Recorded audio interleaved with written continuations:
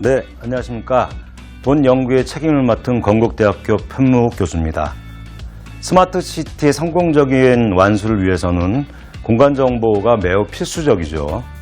그리고 LX 국토정보공사는 명실상부한 국내 최대의 공간정보 생산 및 유통기관입니다.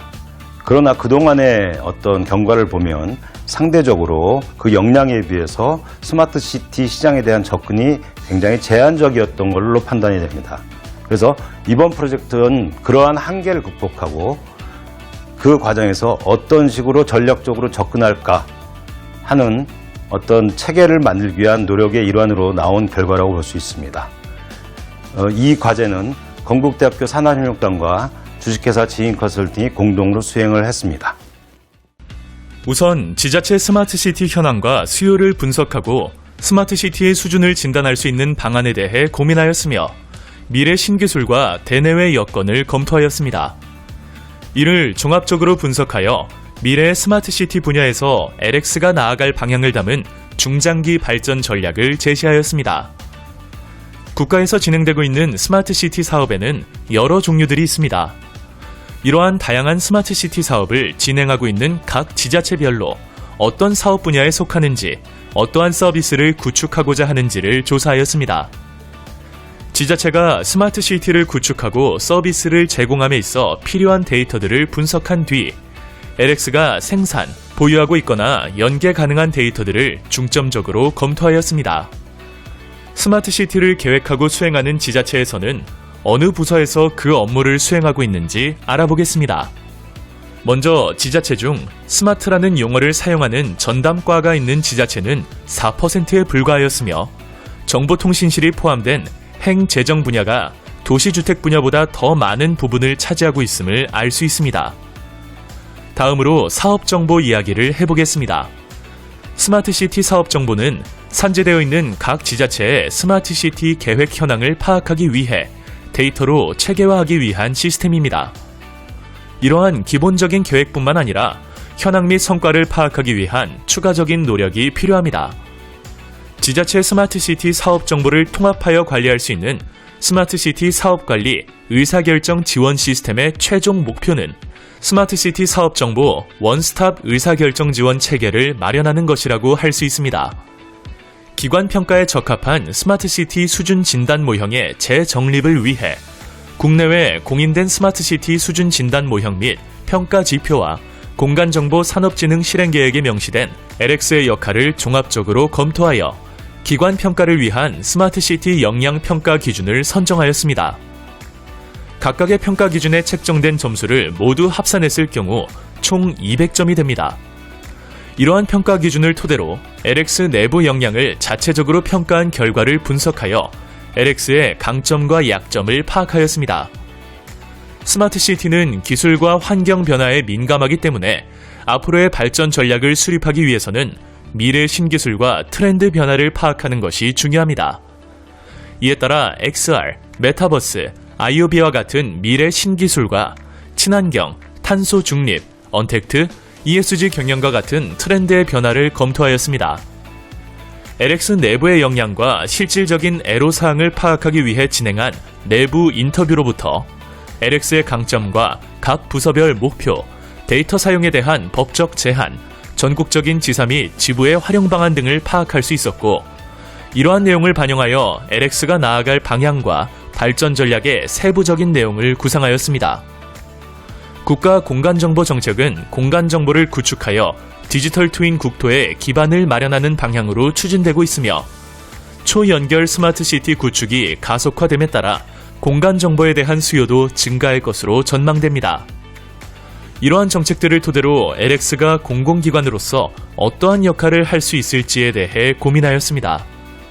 플랫폼 중심의 스마트시티, 디지털 트윈 구축 사업 진행에 있어 공공기관의 개입이 필요한 분야가 존재하고 LX는 공공기관으로서의 역할을 수행함과 동시에 민간기업 참여 유도, 대학 컨소시엄 및 지자체와의 활발한 교류를 통해 지역의 창조 경제를 활성화시킬 수 있습니다. 다음은 지자체별 마케팅 전략을 자세히 살펴보겠습니다. 효율적이고 체계적인 마케팅 전략을 마련하기 위해 지자체 스마트시티 분야별로 적합한 5가지의 기준 지표를 설정하였고 타겟팅 결과를 기반으로 지자체를 유형화하여 각각의 유형에 맞는 세부 추진 전략과 LX의 역할을 설정하였습니다.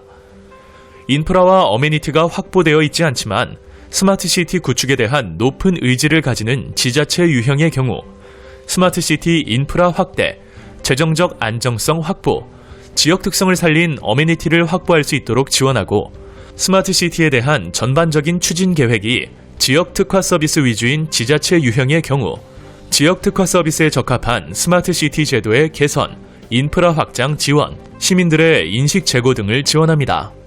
지자체 현황과 LX 내부 역량, 수준 진단 결과, 미래 신기술 및 대내외 여건 등을 종합하여 수학 분석을 진행하고 이를 토대로 LX의 강점을 살리면서 약점을 보완할 수 있는 중장기 발전 전략을 수립하였습니다. 2026년까지의 추진 전략은 크게 4가지로 각각의 추진 전략을 자세히 살펴보겠습니다. 스마트시티 신기술 관련 법, 제도 개정을 주도하고 스마트시티 모니터링 체계를 구축하여 스마트시티 시장을 선도할 수 있는 거버넌스 측면의 역량을 강화하는 것이 첫 번째 추진 전략의 핵심입니다. 두 번째 추진 전략으로 핵심 사업 위주의 사업 정비 및 단위 역량을 결집하고 정부 정책 및 스마트시티 방향성과 연계된 사업 성과를 확산시키는 등 LX 사업 구조의 고도화를 통해 미래지향적 혁신 성장의 발판을 마련하는 것이 중요하다고 판단되었습니다. 다음으로 노후, 쇠퇴 지역을 지원하기 위한 서비스 모델을 개발하고 시민 참여, 민간기업, 유관기관 협업 및 상생체계를 구축하여 공공기관으로서 사회적 책임을 이행하는 것이 세 번째 추진 전략입니다. 마지막으로 미래 신기술 및 비즈니스 모델을 개발하고 융합인재를 양성하는 등 기술 환경 변화에 대응하기 위한 사업 요소의 통합과 활용이 네 번째 추진 전략의 핵심입니다. 네, 지금까지 간단한 연구 내용에 대해 설명을 드렸고요. 이러한 연구 내용의 결과를 이용을 해서 스마트 시티와 관련된 ICBM 기술, 즉 혁신 기술이죠. 이런 기술을 연계하여 공간 정보의 어떤 획기적인 진화를 도모를 하고요.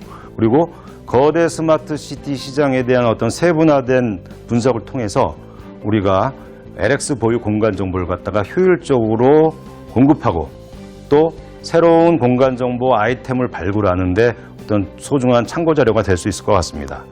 그리고 또한 사업정보 통합관리 프레임워크 같은 어떤 수단을 이용을 해서 마케팅, 즉 스마트 시티 시장에 대한 어떤 마케팅 근거 자료로서 활용할 수가 있을 겁니다.